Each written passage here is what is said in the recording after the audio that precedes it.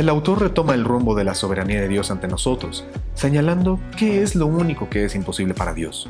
Y nos dice: saludos hermanos y bendiciones, bienvenidos a su canal, Salvación y Verdad. ¿Cómo están? Esperamos que todo bien. Déjenos ahí en los comentarios cómo se encuentran, qué hicieron su fin de semana, y si necesitan oración, con todo gusto estamos aquí para apoyarles.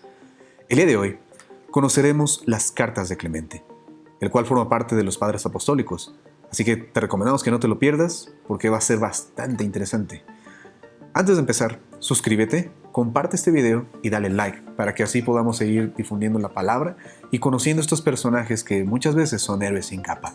Sin más que agregar, comenzamos. Las cartas de Clemente a los Corintios son un llamado de atención por la persecución de los injustos contra justos dentro de la iglesia.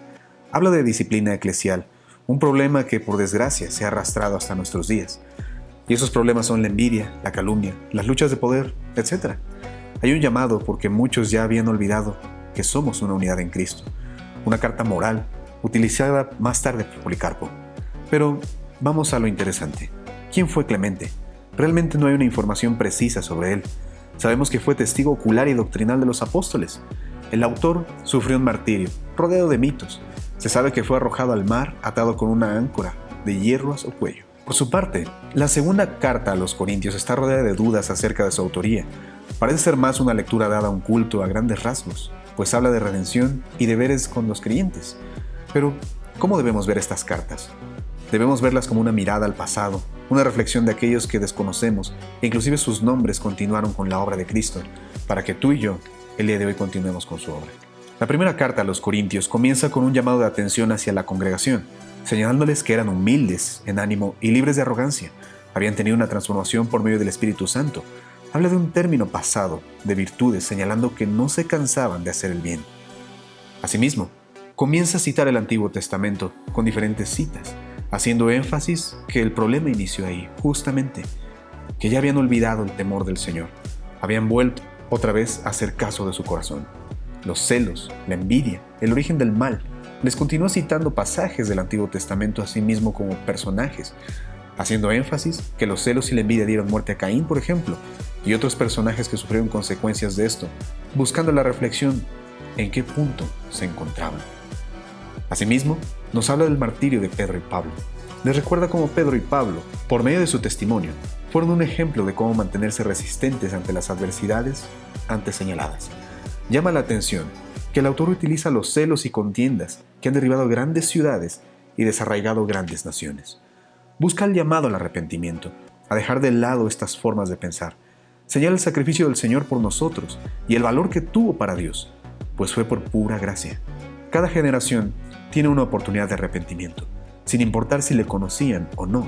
Recalca citas del Antiguo Testamento e inclusive el estilo nos puede ser familiar a algunos pasajes del Nuevo Testamento, como las cartas de Pablo e inclusive de Pedro y de Santiago. El autor nos recalca que Dios desea que todos sean parte del arrepentimiento. Nos llama a presentarnos con súplica a su misericordia y bondad. De ahí nos enlista grandes ejemplos como Abraham, Lot y Rahab. Hay un punto clave: la exhortación a la humildad. Utilizando pasajes de la Escritura, nos exhorta a ser humildes poniendo toda arrogancia, engreimiento, locura, ira de lado.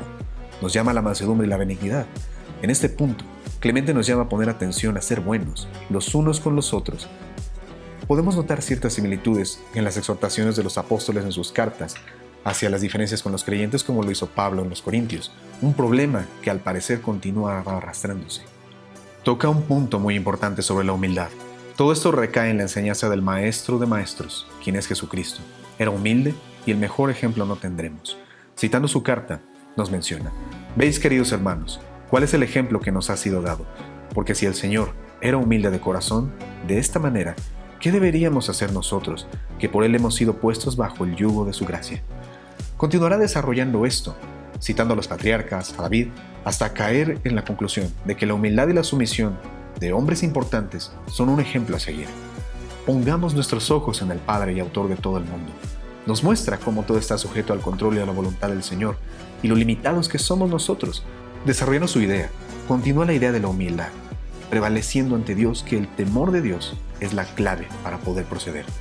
Hasta este punto, los pasajes del Antiguo Testamento serán bastantes, y sin duda testifica las enseñanzas apostólicas.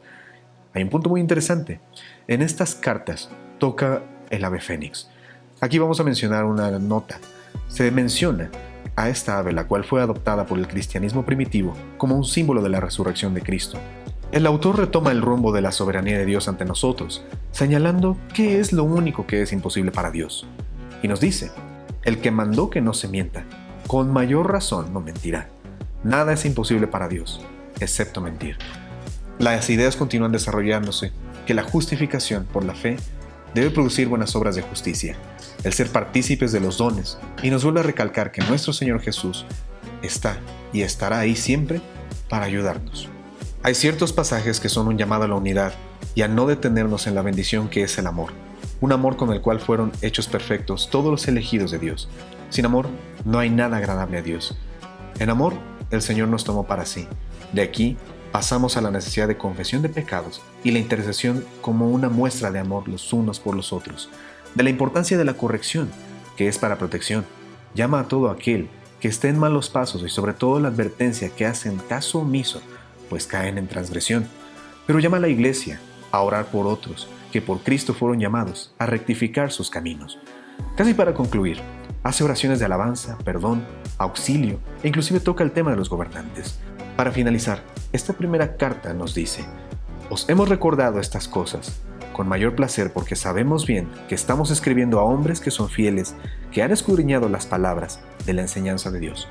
Podríamos decir que Clemente utilizó muchísimos ejemplos de la Escritura, buscando terminar el problema y tener paz entre los congregantes. Menciona ciertos personajes como Claudio Éfebo, Valerio Vito, Fortunato, con el anhelo de dar por terminado el problema de Corintio, dando una bendición general a la iglesia. Esta es la conclusión de la primera carta.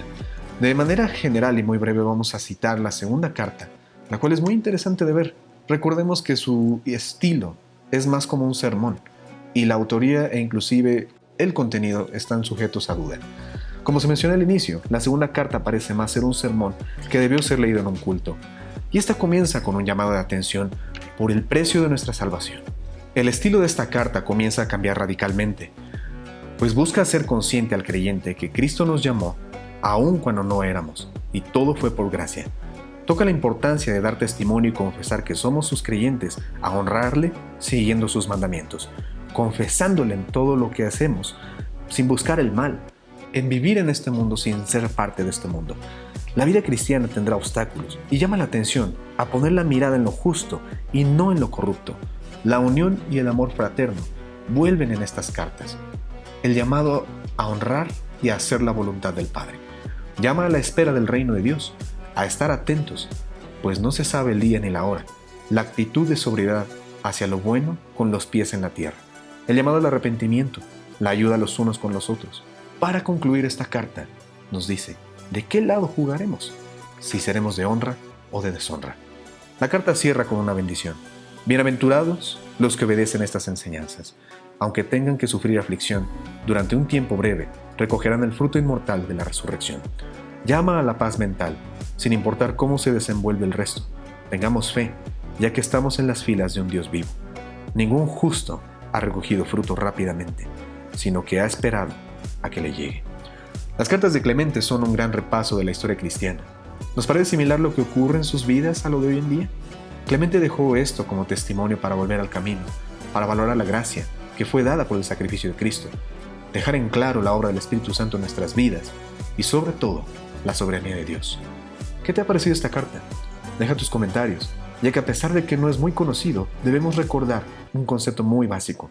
Quien no conoce su historia está condenado a repetirla, y Clemente nos dio un gran repaso para no caer en estos errores.